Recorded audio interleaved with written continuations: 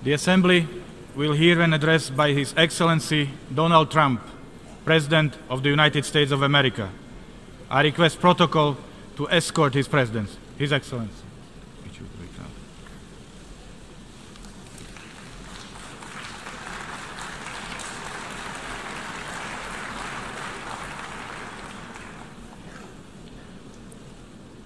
On behalf of the General Assembly, I have the honor to welcome to the United Nations His Excellency Donald Trump, President of the United States of America, and to invite him to address the Assembly.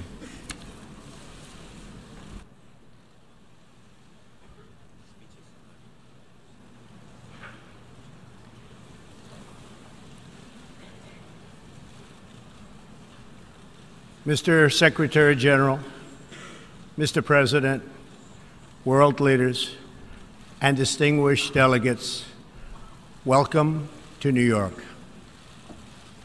It is a profound honor to stand here in my home city as a representative of the American people to address the people of the world. As millions of our citizens continue to suffer the effects of the devastating hurricanes that have struck our country, I want to begin by expressing my appreciation to every leader in this room who has offered assistance and aid. The American people are strong and resilient, and they will emerge from these hardships more determined than ever before. Fortunately, the United States has done very well since Election Day last November 8th. The stock market is at an all-time high, a record. Unemployment is at its lowest level in 16 years, and because of our regulatory and other reforms, we have more people working in the United States today than ever before. Companies are moving back, creating job growth the likes of which our country has not seen in a very long time, and it has just been announced that we will be spending almost $700 billion on our military and defense. Our military will soon be the strongest it has ever been. For more than 70 years, in times of war and peace, the leaders of nations, movements, and religions have stood before this assembly. Like them, I intend to address some of the very serious threats before us today, but also the enormous potential waiting to be unleashed. We live in a time of extraordinary opportunity. Breakthroughs in science, technology, and medicine are curing illnesses and solving problems that prior generations thought impossible to solve. But each day also brings news of growing dangers that threaten everything we cherish and value. Terrorists and extremists have gathered strength and spread to every region of the planet. Rogue regimes represented in this body not only support terrorists, but threaten other nations and their own people with the most destructive weapons known to humanity. Authority and authoritarian powers seek to collapse the values, the systems, and alliances that prevented conflict and tilted the world toward freedom since World War II. International criminal networks traffic drugs, weapons, people, force dislocation and mass migration, threaten our borders, and new forms of aggression exploit technology to menace our citizens. To put it simply, we meet at a time of both immense promise and great peril. It is entirely up to us whether we lift the world to new heights or let it fall into a valley of disrepair. We have it in our power, should we so choose, to lift millions from poverty, to help our citizens realize their dreams, and to ensure that new generations of children are raised free from violence, hatred, and fear. This institution was founded in the aftermath of 2 world wars to help shape this better future. It was based on the vision that diverse nations could cooperate to protect their sovereignty, preserve their security, and promote their prosperity. It was in the same period, exactly 70 years ago, that the United States developed the Marshall Plan to help restore Europe. Those 3 beautiful pillars, they're pillars of peace: sovereignty, security, and prosperity. The Marshall Plan was built on the noble idea that the whole world is safer when nations are strong, independent, and free. As President Truman said in his message to Congress at that time, our support of European recovery is in full accord with our support of the United Nations. The success of the United Nations depends upon the independent strength of its members. To overcome the perils of the present and to achieve the promise of the future, we must begin with the wisdom of the past. Our success depends on a coalition of strong and independent nations that embrace their sovereignty to promote security, prosperity, and peace for themselves and for the world. We do not expect diverse countries to share the same cultures, traditions, or even systems of government, but we do expect all nations to uphold these 2 core sovereign duties: to respect the interests of their own people and the rights of every other sovereign nation. This is the beautiful vision of this institution, and this is the foundation for cooperation and success. Strong sovereign nations let diverse countries with different values, different cultures, and different dreams not just coexist, but work side by side on the basis of mutual respect. Strong sovereign nations let their people take ownership of the future and control their own destiny. And strong sovereign nations allow individuals to flourish in the fullness of the life intended by God. In America, we do not seek to impose our way of life on anyone, but rather to let it shine as an example for everyone to watch. This week gives our country a special reason to take pride in that example. We are celebrating the 230th anniversary of our beloved Constitution, the oldest Constitution still in use in the world today.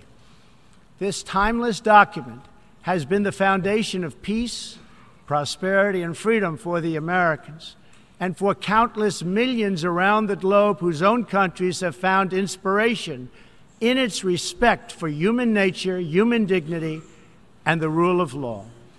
The greatest in the United States Constitution is its first 3 beautiful words. They are, "We the people." Generations of Americans have sacrificed to maintain the promise of those words, the promise of our country and of our great history. In America, the people govern, the people rule, and the people are sovereign. I was elected not to take power, but to give power to the American people where it belongs. In foreign affairs, we are renewing this founding principle of sovereignty. Our government's first duty is to its people, to our citizens, to serve their needs, to ensure their safety, to preserve their rights, and to defend their values.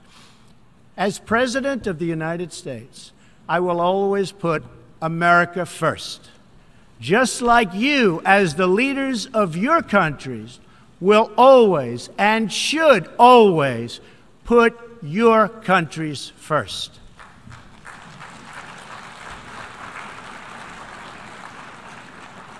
All responsible leaders have an obligation to serve their own citizens, and the nation-state remains the best vehicle for elevating the human condition.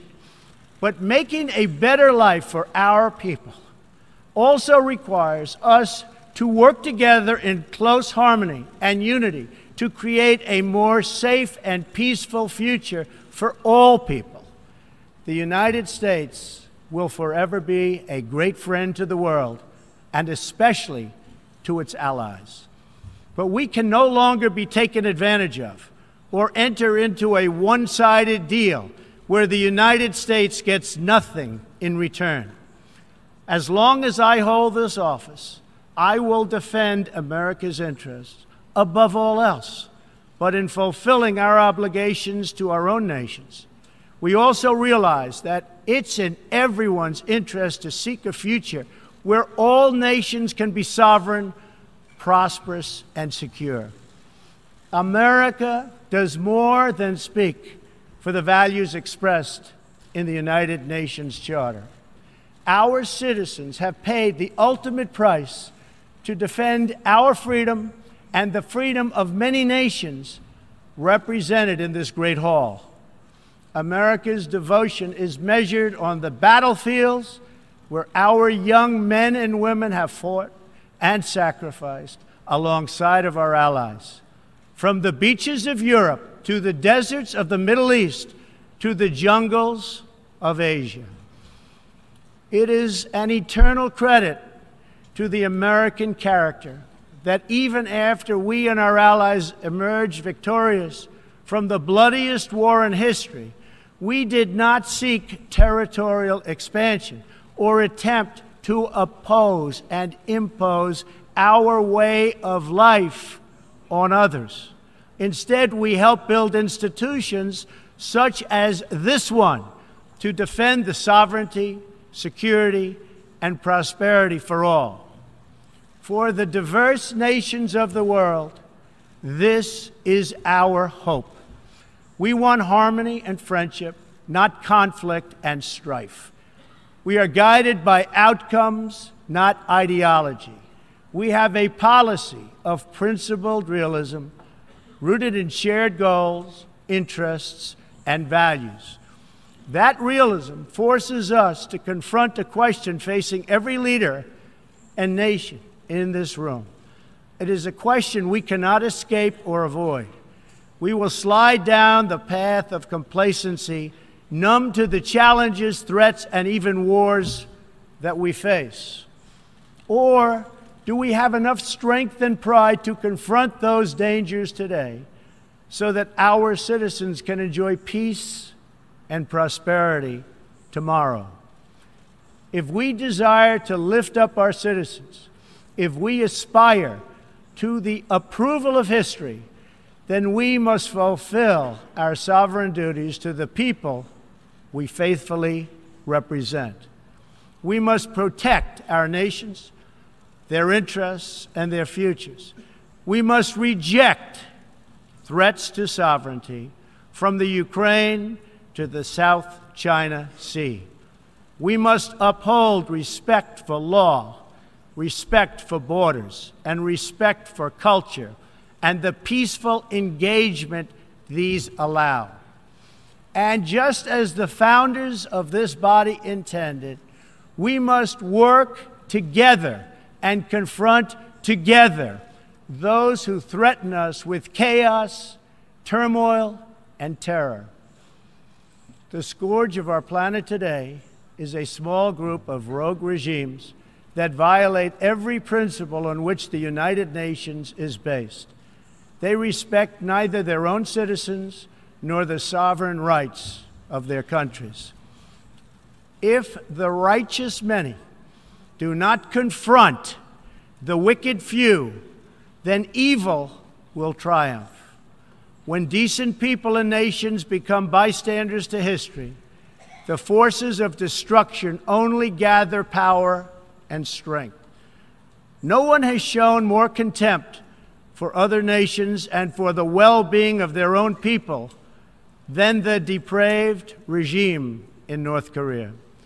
It is responsible for the starvation deaths of millions of North Koreans and for the imprisonment, torture, killing, and oppression of countless more.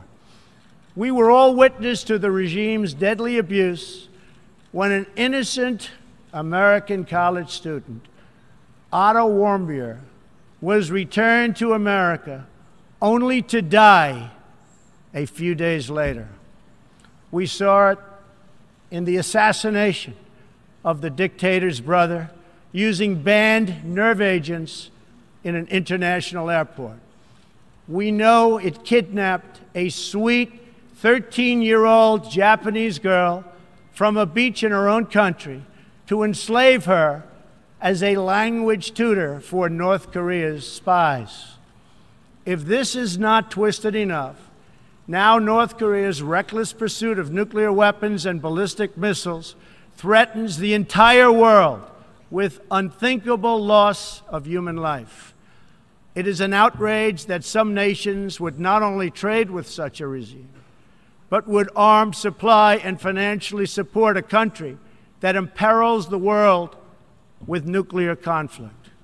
No nation on earth has an interest in seeing this band of criminals arm itself with nuclear weapons and missiles. The United States has great strength and patience, but if it is forced to defend itself or its allies, we will have no choice but to totally destroy North Korea. Rocket Man is on a suicide mission for himself and for his regime. The United States is ready, willing, and able, but hopefully this will not be necessary. That's what the United Nations is all about. That's what the United Nations is for. Let's see how they do. It is time for North Korea to realize that the denuclearization is its only acceptable future. The United Nations Security Council recently held 2 unanimous 15-0 votes adopting hard-hitting resolutions against North Korea, and I want to thank China and Russia for joining the vote to impose sanctions along with all of the other members of the Security Council. Thank you to all involved. But we must do much more. It is time for all nations to work together to isolate the Kim regime until it ceases its hostile behavior. We face this decision not only in North Korea. It is far past time for the nations of the world to confront another reckless regime, one that speaks openly of mass murder, vowing death to America, destruction to Israel, and ruin for many leaders and nations in this room. The Iranian government masks a corrupt dictatorship behind the false guise of a democracy. It has turned a wealthy country with a rich history and culture into an economically depleted rogue state whose chief exports are violence, bloodshed, and chaos. The longest suffering victims of Iran's leaders are, in fact, its own people. Rather than use its resources to improve Iranian lives, its oil profits go to fund Hezbollah and other terrorists that kill innocent Muslims and attack their peaceful Arab and Israeli neighbors. This wealth, which rightly belongs to Iran's people, also goes to shore up Bashar al-Assad's dictatorship, fuel Yemen's civil war, and undermine peace throughout the entire Middle East. We cannot let a murderous regime continue these destabilizing activities while building dangerous missiles, and we cannot abide by an agreement if it provides cover for the eventual construction of a nuclear program.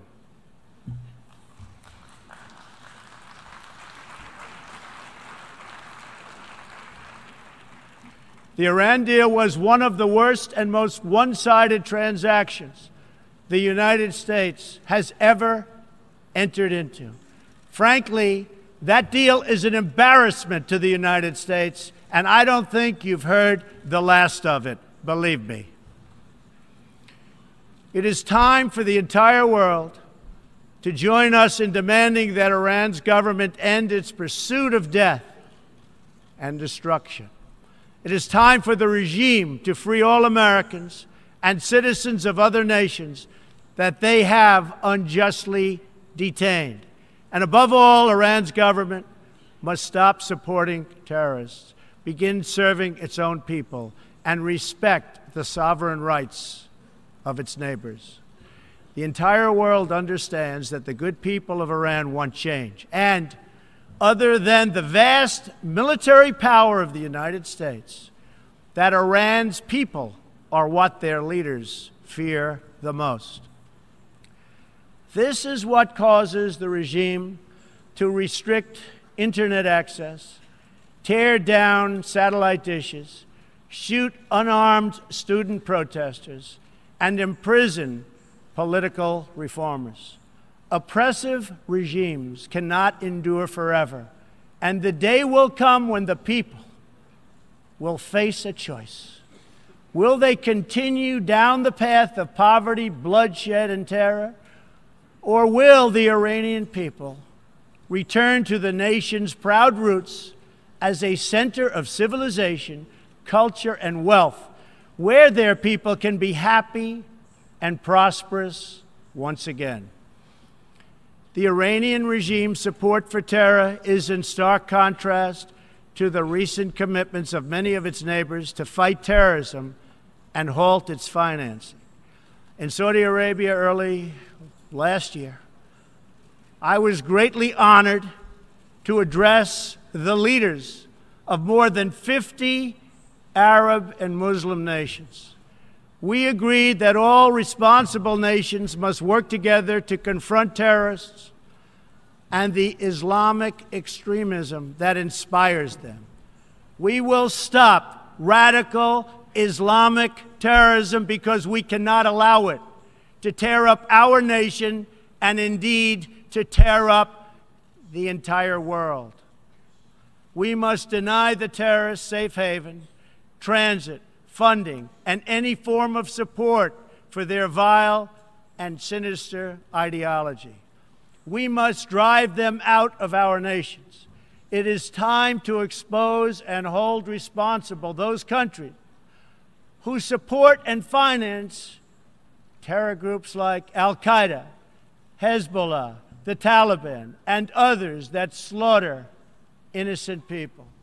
The United States and our allies are working together throughout the Middle East to crush the loser terrorists and stop the reemergence of safe havens they use to launch attacks on all of our people. Last month, I announced a new strategy for victory in the fight against this evil in Afghanistan. From now on, our security interests will dictate the length and scope of military operations, not arbitrary benchmarks and timetables set up by politicians. I have also totally changed the rules of engagement in our fight against the Taliban and other terrorist groups.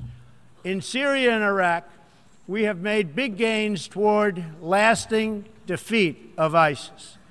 In fact, our country has achieved more against ISIS in the last 8 months than it has in many, many years combined.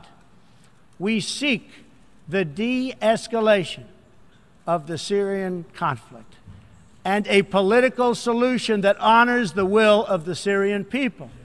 The actions of the criminal regime of Bashar al-Assad, including the use of chemical weapons against his own citizens, even innocent children, shock the conscience of every decent person.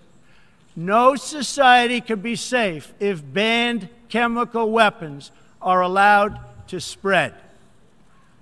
That is why the United States carried out a missile strike on the airbase that launched the attack.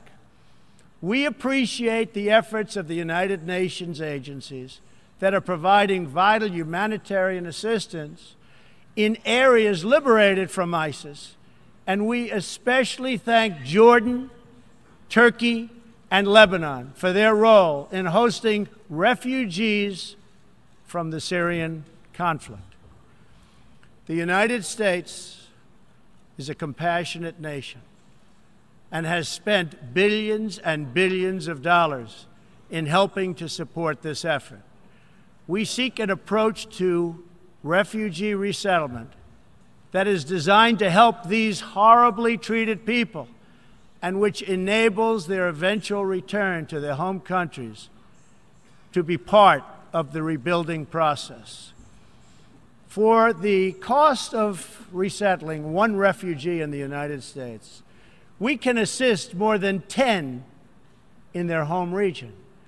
Out of the goodness of our hearts, we offer financial assistance to hosting countries in the region, and we support recent agreements of the G20 nations that will seek to host refugees as close to their home countries as possible. This is the safe, responsible, and humanitarian approach. For decades, the United States has dealt with migration challenges here in the Western Hemisphere. We have learned that over the long term, uncontrolled migration is deeply unfair to both the sending and the receiving countries. For the sending countries, it reduces domestic pressure to pursue needed political and economic reform and drains them of the human capital necessary to motivate and implement those reforms. For the receiving countries, the substantial costs of uncontrolled migration are borne overwhelmingly by low-income citizens whose concerns are often ignored by both media and government. I want to salute the work of the United Nations in seeking to address the problems that cause people to flee from their homes. The United Nations and African Union led peacekeeping missions to have invaluable contributions in stabilizing conflicts in Africa.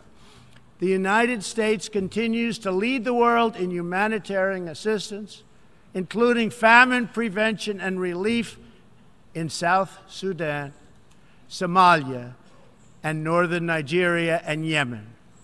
We have invested in better health and opportunity all over the world through programs like PEPFAR, which funds AIDS relief, the President's Malaria Initiative, the Global Health Security Agenda, the Global Fund to End Modern Slavery, and the Woman Entrepreneurs Finance Initiative, part of our commitment to empowering women all across the globe.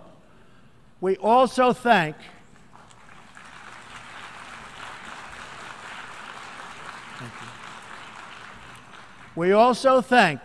the Secretary General for recognizing that the United Nations must reform if it is to be an effective partner in confronting threats to sovereignty, security, and prosperity. Too often, the focus of this organization has not been on results, but on bureaucracy and process. In some cases, states that seek to subvert this institution's noble aims have hijacked the very systems that are supposed to advance them. For example, it is a massive source of embarrassment to the United Nations that some governments with egregious human rights records sit on the UN Human Rights Council.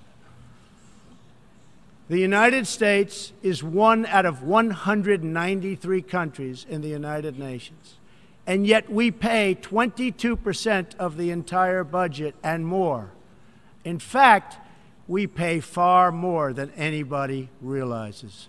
The United States bears an unfair cost burden, but to be fair, if it could actually accomplish all of its stated goals, especially the goal of peace, this investment would easily be well worth it. Major portions of the world are in conflict, and some, in fact, are going to hell. But the powerful people in this room, under the guidance and auspices of the United Nations, can solve many of these vicious and complex problems. The American people hope that one day soon the United Nations can be a much more accountable and effective advocate for human dignity and freedom around the world. In the meantime, we believe that no nation should have to bear a disproportionate share of the burden, militarily or financially. Nations of the world must take a greater role in promoting secure and prosperous societies in their own regions. That is why in the Western Hemisphere, the United States has stood against the corrupt, destabilizing regime in Cuba and embraced the enduring dream of the Cuban people to live in freedom. My administration recently announced that we will not lift sanctions on the Cuban government until it makes fundamental reforms.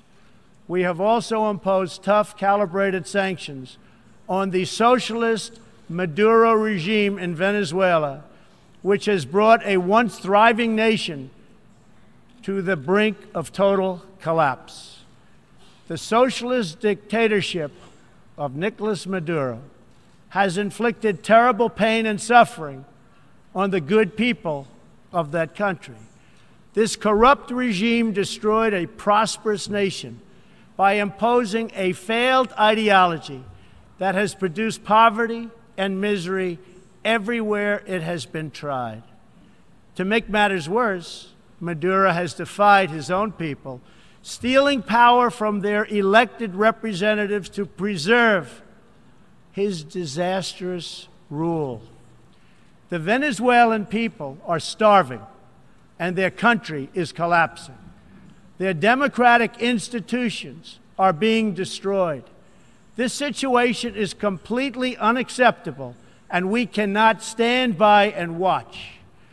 As a responsible neighbor and friend, we and all others have a goal.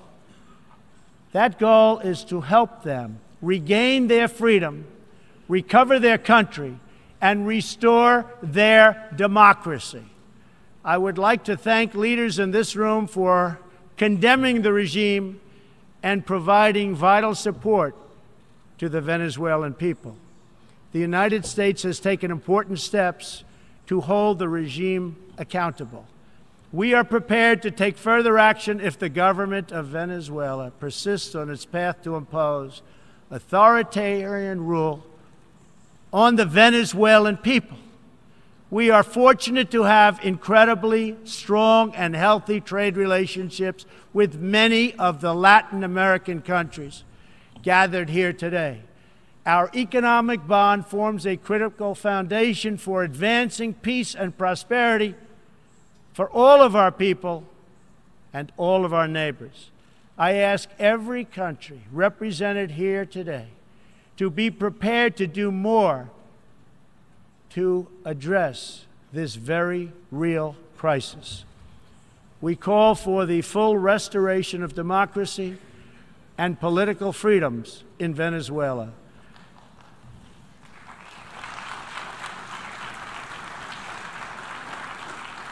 The problem in Venezuela is not that socialism has been poorly implemented, but that socialism has been faithfully implemented.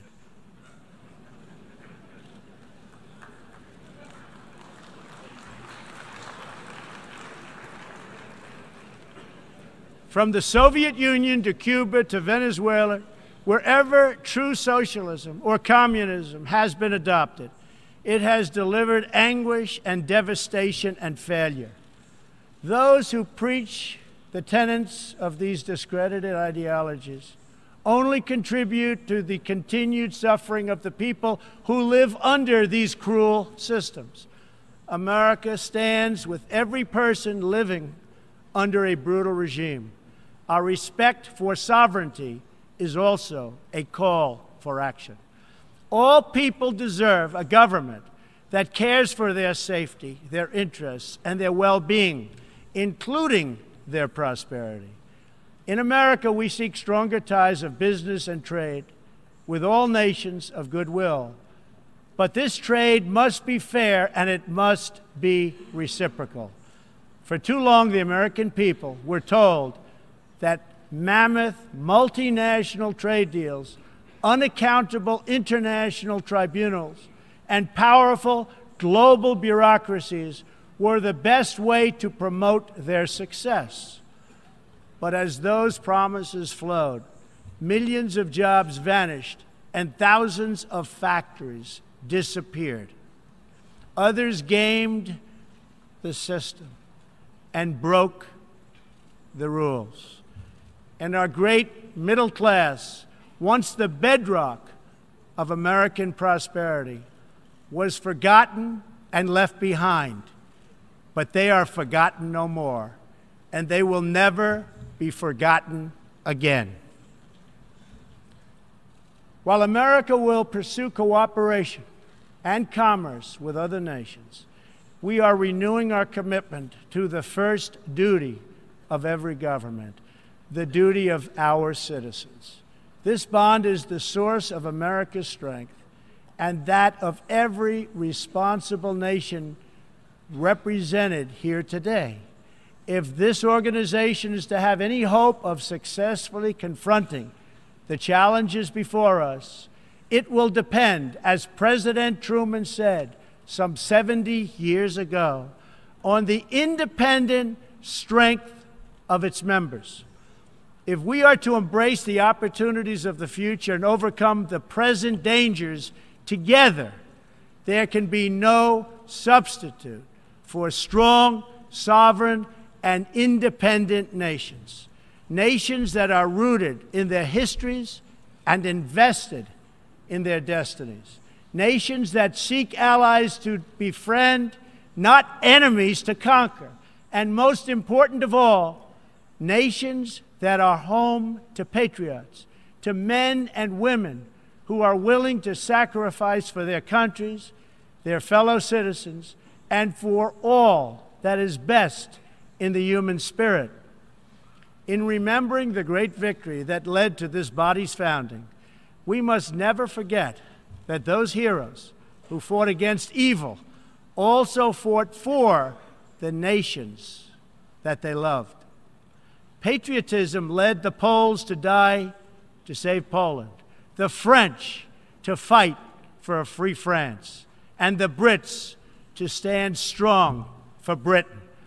Today, if we do not invest ourselves, our hearts, and our minds in our nations, if we will not build strong families, safe communities, and healthy societies for ourselves, no one can do it for us. We cannot wait for someone else, for faraway countries or far-off bureaucracies. We can't do it. We must solve our problems to build our prosperity, to secure our future, or we will build vulnerable to decay, domination, and defeat. The true question for the United Nations today, for people all over the world who hope for better lives for themselves and their children, is a basic one. Are we still patriots? Do we love our nations enough to protect their sovereignty and to take ownership of their futures? Do we revere them enough to defend their interests, preserve their cultures, and ensure a peaceful world for their citizens? One of the greatest American patriots, John Adams, wrote that the American Revolution was effected before the war commenced. The revolution was in the minds and hearts of the people. That was the moment when America awoke, when we looked around and understood that we were a nation. we realized who we were, what we valued, and what we would give our lives to defend. From its very first moments, the American story is the story of what is possible when people take ownership of their future. The United States of America has been among the greatest forces for good in the history of the world, and the greatest defenders of sovereignty, security, and prosperity for all.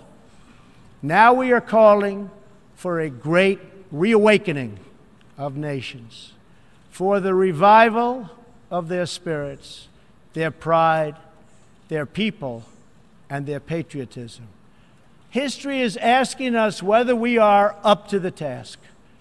Our answer will be a renewal of will, a rediscovery of resolve, and a rebirth of devotion we need to defeat the enemies of humanity and unlock the potential of life itself.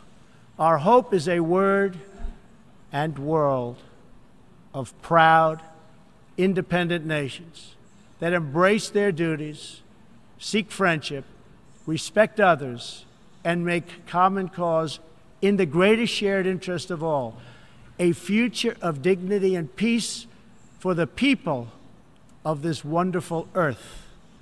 This is the true vision of the United Nations, the ancient wish of every people, and the deepest yearning that lives inside every sacred soul.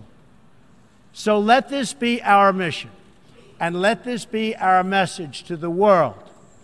We will fight together, sacrifice together, and stand together for peace, for freedom, for justice, for family, for humanity, and for the Almighty God who made us all. Thank you. God bless you. God bless the nations of the world.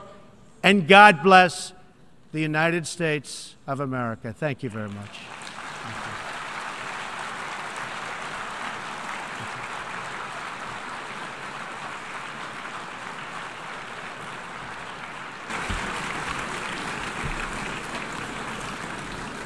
On behalf of the General Assembly, I wish to thank the President of the United States of America for the statement just made. May I request representatives to remain seated while we greet the President, after which the meeting will stand suspended for 5 minutes before resuming to hear the next speaker.